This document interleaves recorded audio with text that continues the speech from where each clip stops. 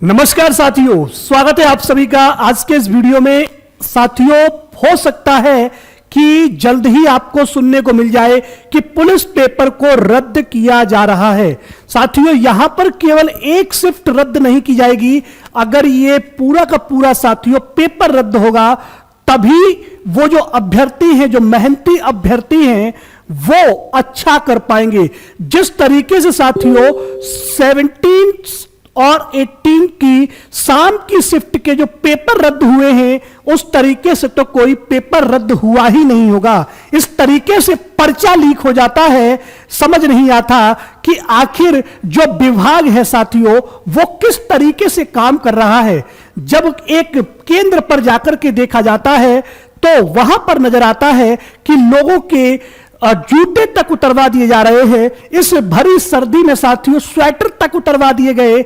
नंगे पैर बच्चे सेंटर में अंदर प्रवेश कर रहे हैं, उनके कानों की बालियां तक उतरवा दी जाती हैं। लेकिन जो पेपर है साथियों, जिसके लिए ये चाक चौबंद व्यवस्था की गई थी, ऊपर से शासन प्रशासन पूरा लगा हुआ था, सुशासन कहा जाता है, लेकिन फिर भी पता नहीं कहां से ये पर्चा लीक हो जाता है।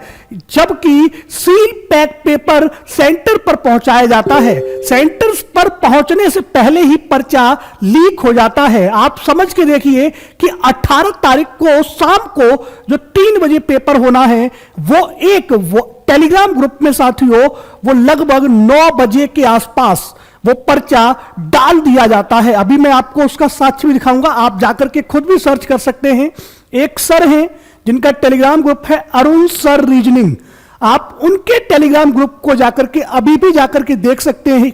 18 तारीख का मैसेज पड़ा हुआ है, 9:16 का, और वो साथियों कहा गया है कि ये पेपर आ सकता है। उनको आशंका ये थी कि 10 बजे आएगा, लेकिन वो पेपर आप सोच के देखिए कब आउट हुआ होगा कि पूरा पेपर हाथ से लिखा गया है और हाथ से ही उसके आंसर लिखे गए हैं। आप समझ के देखिए पेपर कितना पहले दे दिया गया होगा, जिसकी आंसर की भी उन लोगों ने तैयार कर ली और उन्होंने वो डाल दिया। 9:16 पर उन्होंने डाला है और फिर वो पेपर देखने को मिलता है कि 3 बजे हूबहू पेपर 3 से 5 बजे वाली शिफ्ट में देखने को मिल जाता है। इसी प्रकार के साक्ष्य आपको यहां पर देखने को मिलेंगे। देखिए किस तरीके का दावा नक्काल करते रहते हैं। नक्कालों का दावा क्या था कि तुम बस पेपर दो, आंसर तो हम देंगे। मतलब केवल आपको जाकर के पेपर में बैठना है, उससे पहले आंसर आपको दे दिए जाएंगे। बस आप जाकर के वहां पर दिखावा करो और पूरा का पूरा पेपर करके आ जाओ। जिस तरीके से ये पेपर की धांधली हुई है आप देख सकते हैं। मॉर्निंग में साथियों ये मैंने ट्वीट लिया हुआ है, 19 तारीख को मैं ये वीडियो बना रहा हूं और 19 तारीख का ही मॉर्निंग का है ये, ठीक है। आप देखो 710, 259, 259 ये फॉर यू में है, ये न्यूज में है। इसी प्रकार तीसरा कॉलम होता है ट्रेंडिंग, उसमें भी ये चल रहा है। मतलब 2 दिन लगातार एक ही बात उठे तो कहीं ना कहीं पेपर तो लीक हुआ है, लेकिन अभी तक विभाग की तरफ से कोई भी ठोस कदम नहीं उठाए गए हैं।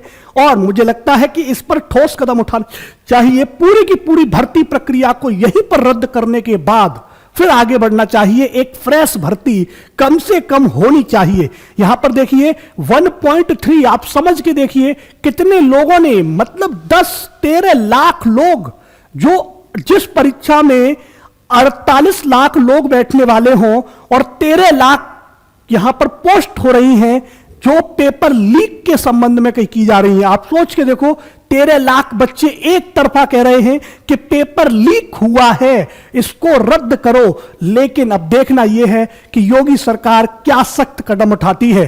क्या उन लोगों को फिर से जेल होगी या वो फिर से पेपर लीक करने की अगली तैयारी करेंगे। देखना यह भी होगा कि यह पेपर लीक करता कौन है वो मजबूत कड़ी जो नक्कालों को यह दावा कर देती है कि पेपर तुमको मिलेगा, तो आंसर की भी मिलेगी, बस तुम पेपर दो। उनको उठाना और उनकी वो तुड़ाई करना बहुत जरूरी है, जिससे कि एक अच्छी कानून व्यवस्था बन सके, बच्चों के भविष्य के साथ खिलवाड़ ना हो।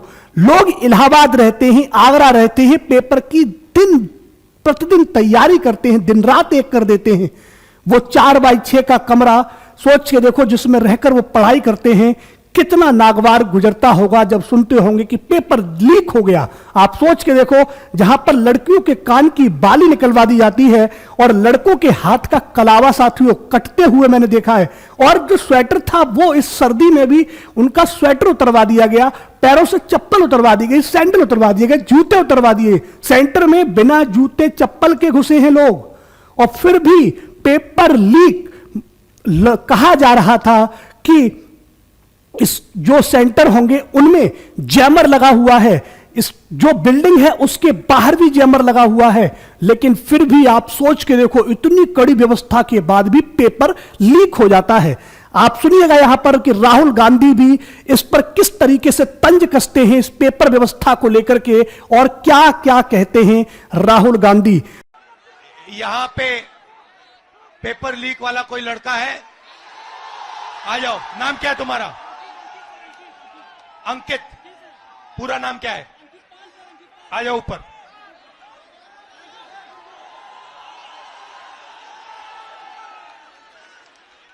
नमस्कार। Thank you. कैसे हो? सर अच्छे हैं सर, अच्छे हैं।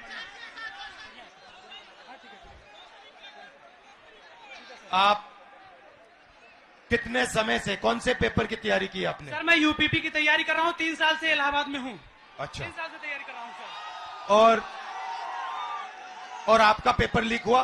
जी सर, कल मेरा सेकंड शिफ्ट में पेपर था सर। पूरे कॉलेज के हर बच्चों के मोबाइल में पेपर पहले से अलाउ है सर। सारे बच्चे बैठ के पेपर रट रहे हैं, सब के सब। और इसी तरह मेरे बड़े भाई 7 साल से इलाहाबाद में संघर्ष कर रहे हैं, आरओ का पेपर देने गए सर। कमीशन बोल रहा है नहीं है, लेकिन सबके मोबाइल में वो पेपर था सर, सबके मोबाइल में पेपर था। तो नुकसान तो आपका हो रहा है। जी सर। और नुकसान इन सब युवाओं का हो रहा है। सर मेरे सभी भाइयों का हो रहा है नुकसान। फायदा किसका हो रहा है? फायदा सर सरकार का हो रहा है सर। 50-60 हजार भर्ती निकाली है, 150 रुपए के हिसाब से लाखों करोड़ों रुपए वसूल के रख ली, और परीक्षा सर होम डिस्ट्रिक्ट में करके नकल का पूरा भरमार लगा दिया सर। सबने अपने अपने जिले में अपने अपने कॉलेज में सेटिंग किया है, और सब उसी सेटिंग में अपने जो है सर नकल करा रहे हैं और नकल कर रहे हैं। और आपने पढ़ाई में कितना समय दिया और कितना पैसा लगाया? सर मेरा अब तक पढ़ाई में मेरे माता पिता से लाखों रुपए खर्चे हो गए सर। मैं इलाहाबाद में आकर 20,000 रुपए की 2 बार कोचिंग कर चुका हूँ सर। कई बार सर मेरिट 130 क्वेश्चन में 110 करके आने पर भी नकल के भरोसे मेरिट इतनी हाई चली जाती है सर, हम लोग का जॉब नहीं हो पाता है सर। अब बताइए 130 में 110 क्वेश्चन करके आए, फिर भी हम लोग का नहीं हो पा रहा है। आप कौन से वर्ग के हो? हम सर ओबीसी जाते आते हैं। आप ओबीसी के हो? जी सर। और यहां पर अब योगी जी का बयान अभी आना बाकी है। हो सकता है, जो मुझे लगता है कि पेपर लीक होगा। अगर पेपर रद्द नहीं होता है तो ये बहुत बड़ा साथियों उन साथियों के साथ नुकसान होगा जिन्होंने मेहनत करके पेपर दिया था, जिन्होंने कड़ी मेहनत के बाद इस पेपर को हल करने की कोशिश की थी, या जिन्होंने बहुत कठिन तपस्या की थी पेपर को हल करने के लिए, अपनी बेरोजगारी को दूर करने के लिए। तो यहां पर आप देखिएगा किस तरीके से बच्चे ये कह रहे थे कि आंसर तो हमको पहले से पता है।